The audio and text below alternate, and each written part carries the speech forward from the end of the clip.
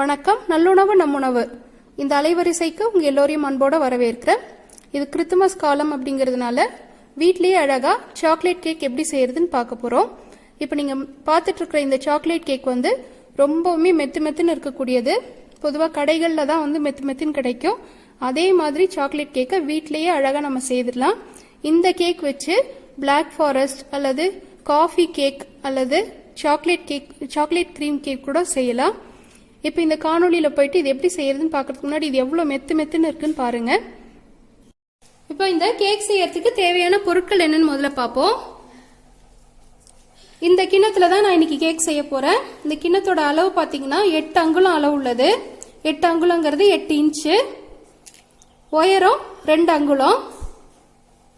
இந்த கிண்ணத்துல கேக் செய்யறதுக்கு 250 கிராம் அளவுக்கு மைதா மாவு தேவைப்படும். இது கூட வெண்ணிலா எசன்ஸ் பதிலாக வெண்ணிலா பொடி வந்து 1 தேக்கரண்டி எடுத்துருக்கிறேன். அடுத்ததா பேக்கிங் பவுடர் 1 தேக்கரண்டி, ஒரு 1/4 தேக்கரண்டி அளவுக்கு சோடா உப்பு, அதே மாதிரி 1/4 தேக்கரண்டி அளவுக்கு நம்ம சமையலில் போடுற உப்பு, முட்டை ஒரு 6 முட்டை தேவைப்படும்.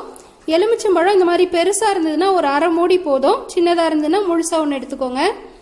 பால் 200 கிராம், எண்ணெய் 200 கிராம், இது எல்லாமே கிராம் கணக்கே சொல்லிடுறேன். சர்க்கரை நான் இனிப்பு அளவா சேர்க்கறதுனால 200 கிராம் எடுக்கிறேன். உங்களுக்கு இன்னும் கொஞ்சம் கூட வேணும்னா 250 கிராம் அளவு கூட எடுத்துக்கலாம். இது தவிர கொக்கோ பொடி ஒரு 6 தேக்கரண்டி அளவுக்கு தேவைப்படும். இப்போ இதை எப்படி செய்யறதுன்னு பார்ப்போம். இப்போ நம்ம வச்சிருக்கிற மைதா மாவில் நம்ம பொடியா வச்சிருக்கிற பேக்கிங் சோடா, பேக்கிங் பொடி இது எல்லாத்தையுமே இதில் சேர்த்துடலாம்.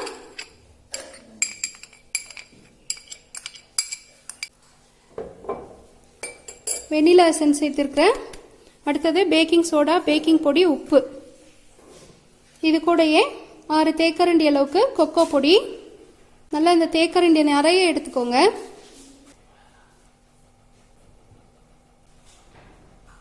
இது எல்லாத்தையும் இப்போ ஒன்னா கலந்துடலாம். மாவு இது போல கலந்து எடுத்துக்கோங்க. அடுத்ததா ஒரு பாத்திரத்துல நம்ம எடுத்து வச்சிருக்கிற பால், எண்ணெயெல்லாம் சேர்த்துக்கலாம்.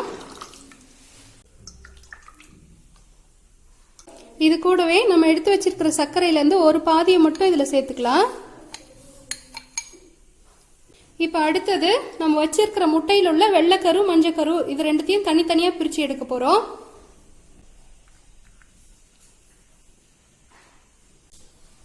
இது மாதிரி தனித்தனியா பிரிச்சு எடுத்துக்கோங்க. வெள்ளைக்கருல எந்த காரணத்து கொண்டும் மஞ்சக்கருவோட ஒரு துளி கூட சேரக்கூடாது.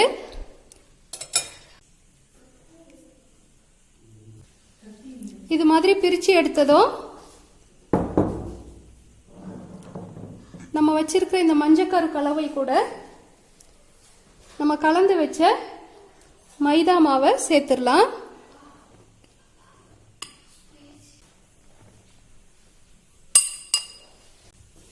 இது எல்லாத்தையும் சேர்த்து முதல்ல கலந்து எடுத்துக்கலாம்.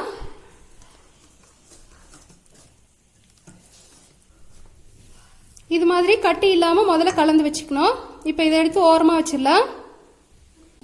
இப்ப அடுத்ததா நம்ம வச்சிருக்கிற வெள்ளைக்கருவை இது மாதிரி ஒரு பீட்டர் வச்சு முதல்ல கொஞ்சம் நுர வர்ற அளவுக்கு அடிச்சு எடுத்துக்கணும். இது மாதிரி கொஞ்சமா நுர வந்ததும் எலுமிச்சம் பழத்துடைய சாறு இதுல சேர்த்துக்கணும்.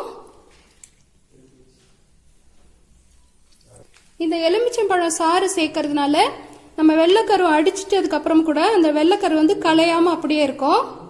இதுல நம்ம வச்சிருக்கிற மீதி இருக்கிற சர்க்கரையில இருந்து கொஞ்சம் கொஞ்சமா சேர்த்து அடிச்சு எடுத்துக்கணும்.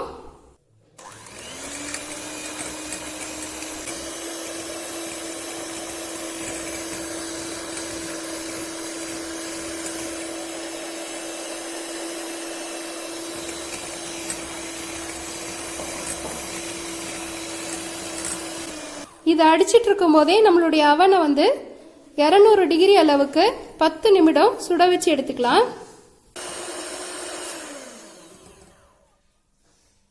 இப்போ இந்த வெள்ளைக்கரு பாருங்க, இந்த கம்பியில இருந்து அது கீழேயே விழாது. அதே மாதிரி இந்த பாத்திரத்தை எடுத்து கவுத்தா கூட அது கீழே விழாது. இந்த அளவுக்கு இதை வந்து அடிச்சு எடுத்துக்கணும்.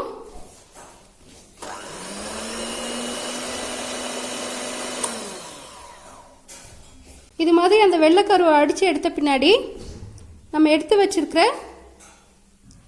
இந்த மாவுல கொஞ்சம் கொஞ்சமா இதை சேர்த்து கலந்து எடுத்துக்கணும்.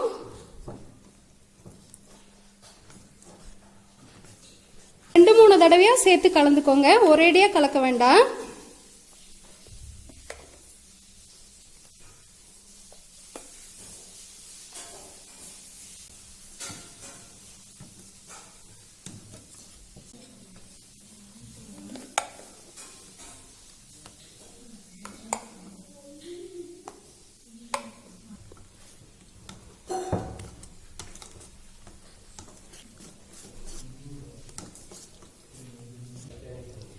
மாவு மொத்தமாக அந்த மாதிரி கரைச்சி எடுத்தாச்சு.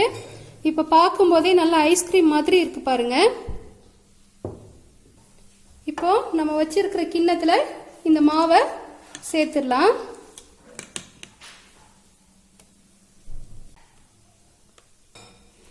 மாவை இந்த மாதிரி கிண்ணத்துல சேர்த்த பின்னாடி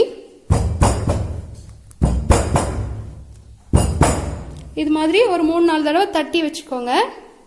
இப்போ கடைசியா இந்த பிஸ்கெட்லாம் செய்யறதுக்கு இந்த மாதிரி ஒரு தட்டு கொடுத்துருப்பாங்க. அந்த தட்டுல ஒரு கோப்பை அளவுக்கு சுடு தண்ணி சேர்த்துக்கோங்க. சுடு தண்ணி சேர்த்துட்டு நம்மளுடைய மாவு கிண்ணத்தை எடுத்து இதில் வச்சுட்டு இப்போ இதை அவனில் வைக்கலாம்.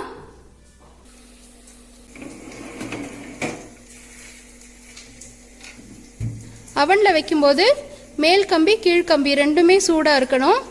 அதே மாதிரி 220 டிகிரியில் 1 மணி நேரம் 20 நிமிடம் வேக வச்சு எடுத்தோம்னா நம்மளுக்கு இந்த கேக் வந்து அற்புதமாக வந்துடும்.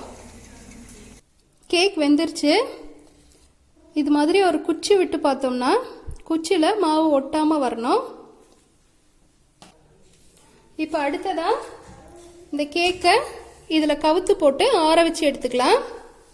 இந்த காணொளி உங்களுக்கு பிடிச்சிருந்தா மறக்காமல் கீழே உள்ள கருத்து பெட்டியில் உங்களுடைய மேலான கருத்துக்களை பதிவிடுங்க.